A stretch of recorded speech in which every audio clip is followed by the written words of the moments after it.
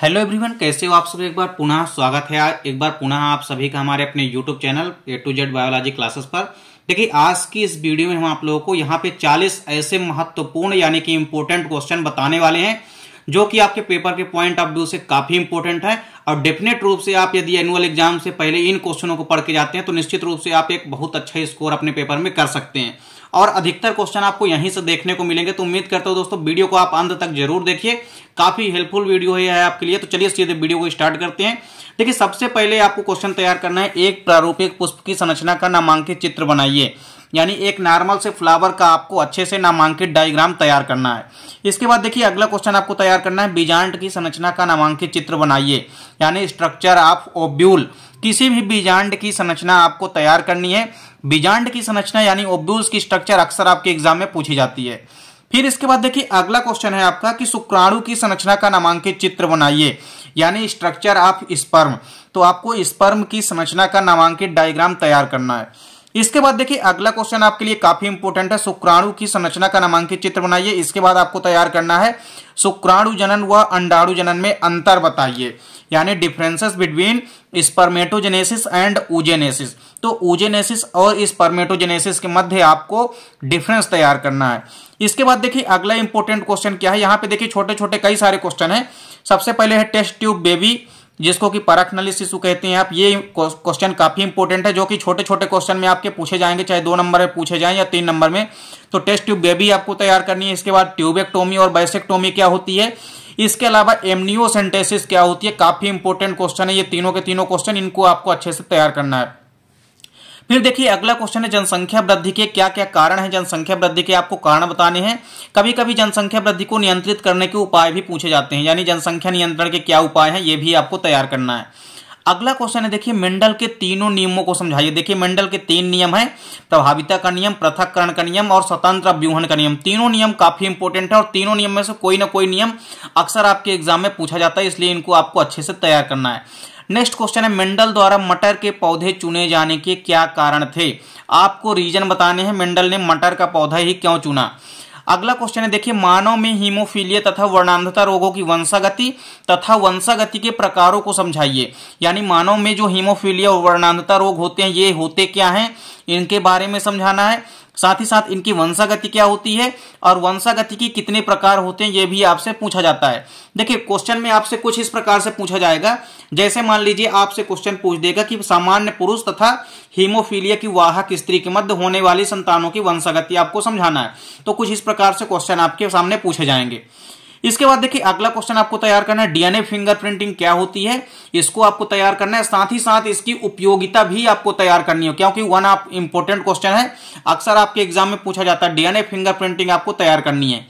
Next question है, DNA की द्विकुंडलित संरचना को विस्तार पूर्वक समझाइए। तो डीएनए की एक द्विकुंडलित संरचना आपको तैयार करनी है, काफी इंपॉर्टेंट संरचना है। डीएनए की संरचना आपको डेफिनेट रूप से तैयार करनी है, क्योंकि काफी इंपॉर्टेंट क्वेश्चन है। तो डीएनए की द्विकुंडलित संरचना क्या होती है। कभी कभी ऐसा भी क्वेश्चन पूछ लेता है कि वाटसन एवं क्रिक का द्विकुंडलित मॉडल डीएनए की संरचना को समझाइए। अगला क्वेश्चन आपको तैयार करना है, डीएनए व आरएनए के मध्य अंतर लिखिए। यानी डिफरेंस तैयार करना है डीएनए व आरएनए के मध्य। फिर अगला क्वेश्चन आपको तैयार करना है, समजात, समवृत्ति तथा अवशेषी अंग क्या होते हैं, इनको आपको एग्जाम्पल सहित तैयार करना है। होमोलोगस, हेट्रोलोगस और वेस्टेज ऑर्गन्स क्या होते हैं, इनको आपको विथ एग्जाम्पल तैयार करना है। अगला क्वेश्चन है, देखिए संयोजक कड़ियां यानी कि कनेक्टिंग लिंक किसे कहते हैं। संयोजक कड़ियों को उदाहरण सहित आपको समझाना है। तो संयोजक कड़ियां काफी इंपॉर्टेंट क्वेश्चन है, इनको आपको अच्छे से तैयार करना है। नेक्स्ट क्वेश्चन है, समजात व समवृत्ति अंगों में अंतर व इसके अलावा कभी कभी लैमार्कवाद व डार्विनावाद में अंतर पूछा जाता है।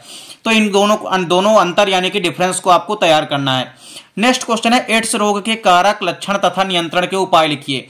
काफी इंपॉर्टेंट क्वेश्चन है एड्स से संबंधित। और इसके अलावा देखिए, कई यौन संचालित रोग हैं और यौन संचालित रोगों से संबंधित कोई ना कोई क्वेश्चन डेफिनेट रूप से आपके एग्जाम में पूछे जाते हैं। तो चाहे आपसे एड्स रोग के पूछ ले, चाहे सिफिलिस का पूछ ले या गोनेरिया का पूछ ले, तीनों रोग का आपको वाहक, कारक व इनके नियंत्रण के उपाय तैयार करने हैं। अगला क्वेश्चन है, देखिए इंटरफेरॉन क्या होते हैं। इसके अलावा एलर्जी, स्वप्रतिरोधकता, टीकाकरण को समझाइए। यानी 4 क्वेश्चन छोटे छोटे हैं, 2-2 नंबर में अक्सर आपके एग्जाम में पूछे जाते हैं। इंटरफेरॉन, एलर्जी, स्वप्रतिरोधकता और टीकाकरण यानी कि वैक्सीनेशन, ये चारों छोटे छोटे क्वेश्चन इंपॉर्टेंट है, इनको आपको तैयार करना है। नेक्स्ट क्वेश्चन है कैंसर क्या है, इसके प्रमुख लक्षण तथा इनके प्रकारों को समझाइए। काफी इंपॉर्टेंट क्वेश्चन है, कैंसर के लक्षण और प्रकार अक्सर आपके एग्जाम में पूछे जाते हैं, तो इसको आपको तैयार करना है। अगला क्वेश्चन है कि खाद्य एवं जैव उर्वरक में अंतर लिखिए। तो खाद्य व जैव उर्वरक के मध्य आपको कम से कम 3 अंतर तैयार करने हैं।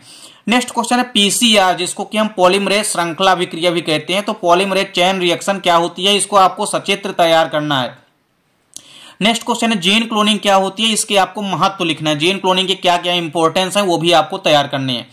नेक्स्ट क्वेश्चन है प्लाज्मिड क्या होते हैं, प्लाज्मिड के प्रकारों को तैयार करना है। तो प्लाज्मिड क्या है, प्लाज्मिड के एग्जाम्पल और प्लाज्मिड के प्रकारों को भी आपको तैयार करना है। नेक्स्ट क्वेश्चन है डीएनए पुनर्योजन तकनीक को समझाइए। तो डीएनए पुनर्योजन तकनीक क्या होती है, इसको आपको तैयार करना है। नेक्स्ट क्वेश्चन है बायोपायरेसी तथा वायोपोटेंट को समझाइए। दोनों क्वेश्चन काफी इंपोर्टेंट है और अक्सर ये दोनों क्वेश्चन 4 नंबर में पूछे जाते हैं। दोनों क्वेश्चन बायोपायरेसी तथा वायोपोटेंट क्या होते हैं, इनको समझाइए। अगला क्वेश्चन है स्टेम सेल तकनीक क्या होती है, इसकी प्रमुख उपयोगिता लिखिए। काफी इंपोर्टेंट क्वेश्चन है, स्टेम सेल तकनीक आपके एग्जाम में पूछे भी जा चुके हैं कई बार। अगला क्वेश्चन देखिए, यहाँ पे काफी इंपोर्टेंट क्वेश्चन है ट्रांसजेनिक जीव, जिनको कि हम अनुवांशिक रूप से रूपांतरित जीव भी कहते हैं। अनुवांशिक रूप से रूपांतरित जीव या ट्रांसजेनिक जीव क्या होते हैं। ट्रांसजेनिक जीव या पौधों को तैयार करने के प्रमुख उद्देश्य तथा लाभ क्या होते हैं, इनको भी आप लिखना है। तो इनको भी आपको अच्छे से तैयार करना है। यानी अक्सर आप यहां पे पाएंगे पेपर में अपने कि ट्रांसजेनिक जीव यानी अनुवांशिक रूप से रूपांतरित जीव, फसल, सब्जियां, फल इत्यादि, इनसे क्वेश्चन आपको डेफिनेट रूप से 100% देखने को मिलेंगे। तो ट्रांसजेनिक जीव से संबंधित क्वेश्चन जरूर आप पढ़िए, कोई ना कोई क्वेश्चन डेफिनेट रूप से आएगा आपके एग्जाम में। अगला क्वेश्चन है समष्टि व समुदाय में अंतर लिखना है आपको, यानी कम्युनिटी और पॉपुलेशन के मध्य डिफरेंस लिखना है। वह इसके अलावा खाद्य श्रृंखला व खाद्य जाल में भी अंतर आपको तैयार करना है। यानी 2 इंपॉर्टेंट डिफरेंस है समष्टि व समुदाय में, इसके अलावा खाद्य श्रृंखला और खाद्य जाल में, यानी कि फूड वेब और फूड चेन में आपको अंतर तैयार करना है। फिर इसके बाद देखिए अगला क्वेश्चन आपको तैयार करना है पोषण स्तर क्या है, समझाइए। पोषण स्तर का मतलब होता है ट्रैफिक लेवल। तो ट्रैफिक लेवल्स क्या होते हैं, इनको आपको तैयार करना है। नेक्स्ट क्वेश्चन है किसी भी इकोसिस्टम में या पारिस्थितिक तंत्र में ऊर्जा का प्रवाह कैसे होता है। किसी भी इकोसिस्टम में ऊर्जा का प्रवाह कैसे होता है, यह क्वेश्चन को आपको घुमा के ऐसा पूछ सकता है कि पारिस्थितिक तंत्र में ऊर्जा हानि को समझाइए। तो आपको पारिस्थितिक तंत्र में ऊर्जा का प्रवाह कैसे होता है, यह भी तैयार करना है। साथ ही साथ किसी भी इकोसिस्टम के अंदर ऊर्जा की हानि कैसे होती है, यह भी आपको तैयार करना है। नेक्स्ट क्वेश्चन है ऊर्जा का पिरामिड कैसे बनता है, समझाइए। यानी एनर्जी का पिरामिड आपको तैयार करना है और आपको बताना है किस प्रकार एनर्जी का पिरामिड सीधा कि उल्टा बनता है, ये आपको तैयार करना है। नेक्स्ट क्वेश्चन है जीव भार तथा जीव संख्या के पिरामिड को समझाइए।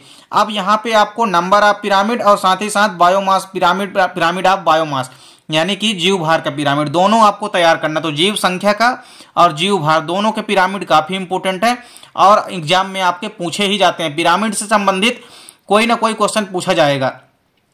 अगला क्वेश्चन है देखिए खाद्य श्रृंखला व खाद्य जाल को विस्तार पूर्वक समझाइए। आपको अंतर तो तैयार करना ही है इनके मध्य, साथ ही साथ खाद्य श्रृंखला और खाद्य जाल अलग अलग आपको तैयार करना है कि ये होते क्या है। पूरी खाद्य श्रृंखला आपको समझानी है, वह खाद्य जाल को आपको विद डायग्राम तैयार करना है।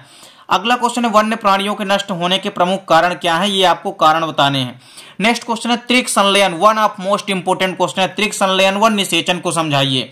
तो निषेचन यानी कि फर्टिलाइजेशन और ट्रिपल फिजन यानी कि त्रिक संलयन क्या होता है, इन दोनों क्वेश्चनों को आपको अच्छे से तैयार करना है। अगला क्वेश्चन है बहुभ्रूणता, असंग जनन, अनिषेक फलन व अनिषेक जनन क्या होते हैं, इनको आपको तैयार करना है। मतलब आपको पॉलीएम्ब्रियोनी, एपोमिक्सिस, आपको पार्थिनोकार्पी और पार्थिनोजेनेसिस, ये 4 इंपॉर्टेंट क्वेश्चन है जो कि 2-2 नंबर में आपके एग्जाम में पूछे जाते हैं। इनको आपको अच्छे से तैयार करना है।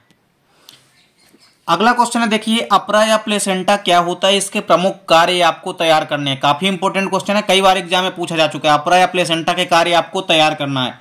Next question one of most important अपूर्ण प्रभाविता यानी इनकम्प्लीट डोमिनेंस व सह प्रभाविता कोडोमिनेंस, दोनों आपको तैयार करना है। ये दोनों मेंडल नियम के अपवाद हैं और मेंडल नियम के अपवाद में से इन्हीं दोनों क्वेश्चनों को अक्सर आपके एग्जाम में पूछा जाता है। तो अपूर्ण प्रभाविता व सह प्रभाविता आपको तैयार करना है। नेक्स्ट क्वेश्चन है अनुवांशिक कोड के प्रमुख लक्षण तथा 4 गाफ का नियम लिखिए। जेनेटिक कोड क्या होता है, जेनेटिक कोड के प्रमुख लक्षण आपको तैयार करने हैं। साथ ही साथ एक छोटा सा क्वेश्चन पूछा जाता है अक्सर 4 गाफ का नियम क्या होता है, 4 गाफ नियम को समझाइए। तो यह क्वेश्चन भी आपको तैयार करना है। नेक्स्ट क्वेश्चन है किसी भी इकोसिस्टम में जैविक घटकों का वर्णन कीजिए। यानी किसी भी इकोसिस्टम या पारिस्थितिक तंत्र में बायोटिक कंपोनेंट क्या होते हैं, इनका पूरा एक्सप्लेन करना है आपको। अगला क्वेश्चन है मानव में लिंग निर्धारण की क्रियाविधि को समझाइए। यानी आपको तैयार करना है मानव में सेक्स डिटर्मिनेशन कैसे होता है, ये आपको तैयार करना है। तो देखिए यहाँ पे 40 इंपोर्टेंट क्वेश्चन है जो कि आपके एनुअल एग्जाम के लिए काफी इंपोर्टेंट है। आप पेपर के पहले यदि इन 40 क्वेश्चनों को अच्छे से तैयार करके जाते हैं तो डेफिनेट रूप से कई सारे क्वेश्चन आपके यहां से एग्जाम में पूछे जाएंगे। उम्मीद करता हूं दोस्तों वीडियो पसंद आई होगी।